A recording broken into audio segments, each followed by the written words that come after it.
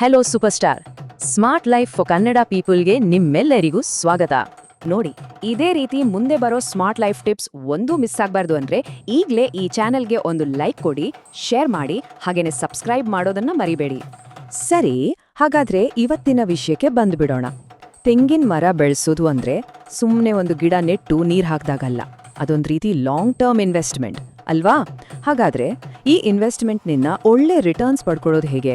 ಸರಿಯಾದ ತಳಿನೇ ಹೇಗೆ ಆಯ್ಕೆ ಮಾಡೋದು? ಒಳ್ಳೆ ಫಸಲು ಬರೋ ಹಾಗೆ ಹೇಗೆ ನೋಡ್ಕೊಳ್ಳೋದು? ಬನ್ನಿ ಇದ್ರ ಬಗ್ಗೆ ಪೂರ್ತಿಯಾಗಿ ತಿಳ್ಕೊಳ್ಳೋಣ. ನೋಡಿ, ನಮ್ಮ ಲಿಸ್ಟ್ನಲ್ಲಿರೋ ಮೊದಲನೇ ಟಿಪ್, ಮತ್ತೆ ಇದು ತುಂಬಾನೇ ಇಂಪಾರ್ಟೆಂಟ್, ಅದೇನಂದ್ರೆ ಸರಿಯಾದ ತಳಿಯನ್ನ ಆಯ್ಕೆ ಮಾಡೋದು. ಇದರಲ್ಲಿ ಮೇನ್ ಆಗಿ 3 ರೀತಿ ಇದೆ: ಉದ್ದ, ಗಿಡ್ಡ ಮತ್ತೆ ಹೈಬ್ರಿಡ್. ಈಗ ನಿಮ್ಮ ಉದ್ದೇಶ ಬರೀ ಎಳನೀರು ಮಾರಾಟ ಮಾಡೋದಾಗಿದ್ರೆ ಗಿಡ್ಡ ತಳಿ ಬೆಸ್ಟ್. ಇಲ್ಲ, ತುಂಬಾ ವರ್ಷಗಳ ಕಾಲ ಒಳ್ಳೆ ಇಳುವರಿ ಬೇಕು, ಕಾಯಿ ಕೂಡ ಚೆನ್ನಾಗಿ ಬರಬೇಕು ಅಂದ್ರೆ ಹೈಬ್ರಿಡ್ ತಳಿ ಸೂಕ್ತ. ಸೊ ನಿಮ್ಮ ಜಾಗ, ನಿಮ್ಮ ಉದ್ದೇಶ ಇದನ್ನೆಲ್ಲ ನೋಡ್ಕೊಂಡು ಡಿಸೈಡ್ ಮಾಡಬೇಕು.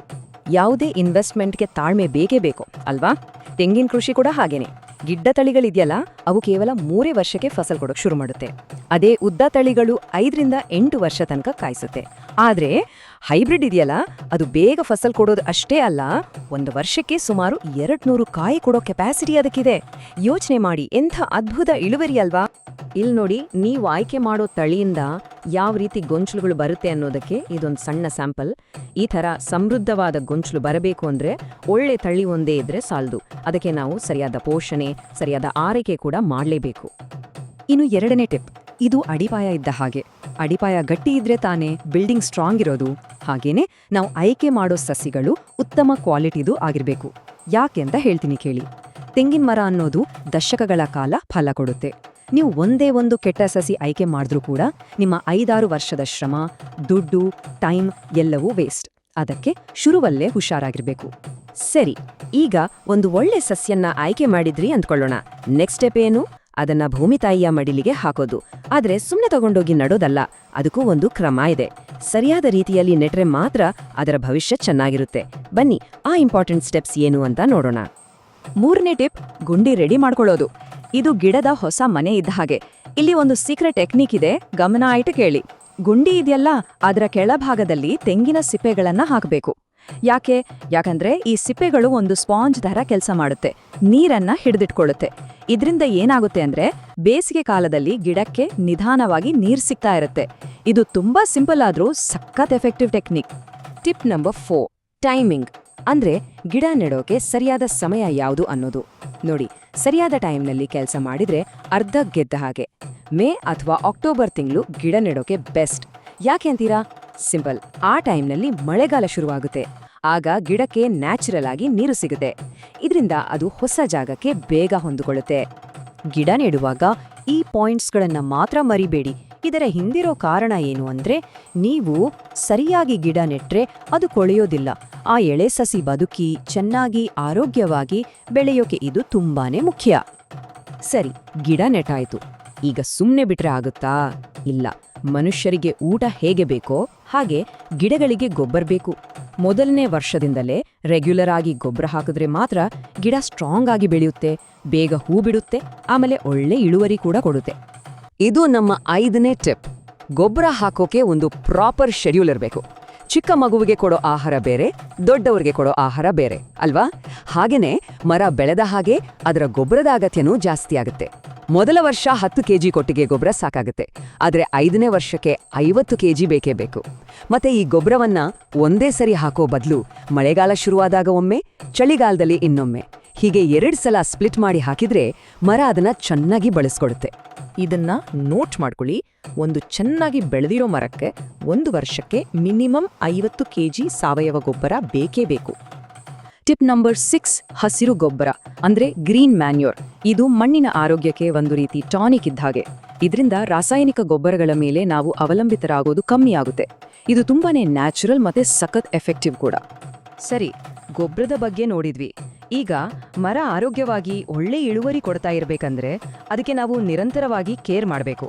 ಆ ನಿರ್ವಹಣೆ ಬಗ್ಗೆ ಈಗ ಮಾತಾಡೋಣ. ನಮ್ಮ 7ನೇ ಮತ್ತೆ 8ನೇ ಟಿಪ್ಸ್ ಇಲ್ಲೇ ಇದೆ.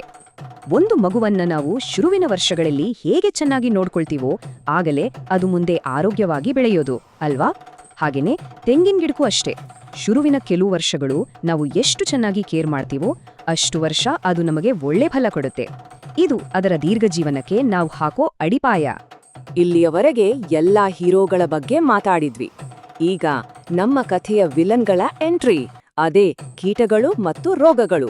ಇವುಗಳನ್ನ ನಾವು ಸರಿಯಾಗಿ ಕಂಟ್ರೋಲ್ ಮಾಡಿಲ್ಲ ಅಂದ್ರೆ ನಮ್ಮ ಇಳುವರಿಯಲ್ಲಿ 10ರಿಂದ 50% ವರೆಗೂ ನಷ್ಟ ಆಗೋ ಚಾನ್ಸ್ ಇದೆ. ಹುಷಾರ್.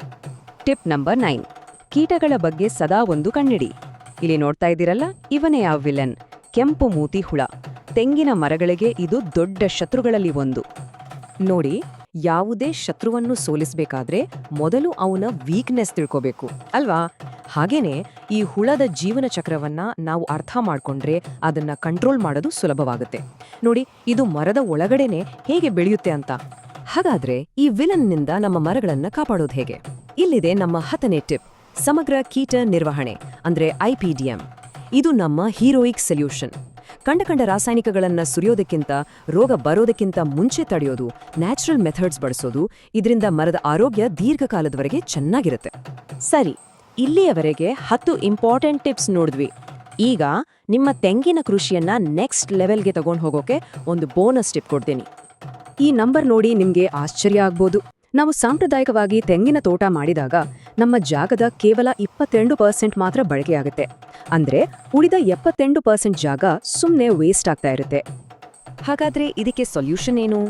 ಅದೇ ಅಂತರ ಬೆಳೆ ಅಂದ್ರೆ ಇಂಟರ್ಕ್ರಾಪಿಂಗ್. ಇದರಿಂದ ನಮ್ಮ ಜಾಗ ವೇಸ್ಟ್ ಆಗೋದಿಲ್ಲ, ನಮ್ಮ ದಕ್ಷತೆ ಜಾಸ್ತಿ ಆಗತ್ತೆ, ಮತ್ತೆ ಮುಖ್ಯವಾಗಿ ನಮ್ಮ ಲಾಭ ಕೂಡ ಡಬಲ್ ಆಗತ್ತೆ. ಇದೊಂದು ಅದ್ಭುತ ವಿಧಾನ. ಸರಿ, ನಾನು ನಿಮಗೆ 10 ಟಿಪ್ಸ್ ಮತ್ತೆ ಒಂದು ಬೋನಸ್ ಟಿಪ್ ಕೊಟ್ಟಿದ್ದೀನಿ. ಆದ್ರೆ ನಾವು ಏನೇ ಹೇಳಿದ್ರೂ ಅನುಭವಕ್ಕಿಂತ ದೊಡ್ಡ ಗುರು ಇಲ್ಲ ಅಲ್ವಾ? ತೆಂಗಿನ ಕೃಷಿಯಲ್ಲಿ ನಿಮ್ಮದೇನಾದ್ರೂ ಅನುಭವ ಇದ್ರೆ, ನಿಮ್ಮತ್ರ ಯಾವುದಾದ್ರೂ ಸ್ಪೆಷಲ್ ಟಿಪ್ಸ್ ಇದ್ರೆ ದಯವಿಟ್ಟು ಕೆಳಗೆ ಕಾಮೆಂಟ್ ಮಾಡಿ ತಿಳಿಸಿ. ಆದ್ರಿಂದ ನಮ್ಮೆಲ್ಲ ವೀಕ್ಷಕರಿಗೂ ಸಹಾಯ ಆಗುತ್ತೆ. ಇವತ್ತಿನ ಈ ಮಾಹಿತಿ ನಿಮಗೆ ಇಷ್ಟ ಆಗಿದೆ, ಯೂಸ್ಫುಲ್ ಆಗಿದೆ ಅಂತ ಅನ್ಕೋತೀನಿ. ಹಾಗಾಗಿದ್ರೆ smart life for Kannada people ಚಾನೆಲ್ಗೆ ಸಬ್ಸ್ಕ್ರೈಬ್ ಮಾಡೋದನ್ನ ಮರಿಬೇಡಿ. ಇದೇ ರೀತಿ ಇನ್ನೊಂದು ಉಪಯುಕ್ತ ವಿಷಯದೊಂದಿಗೆ ಮುಂದಿನ ಸಲ ಮತ್ತೆ ಭೇಟಿಯಾಗೋಣ. ಅಲ್ಲಿವರೆಗೆ ಟಾಟಾ.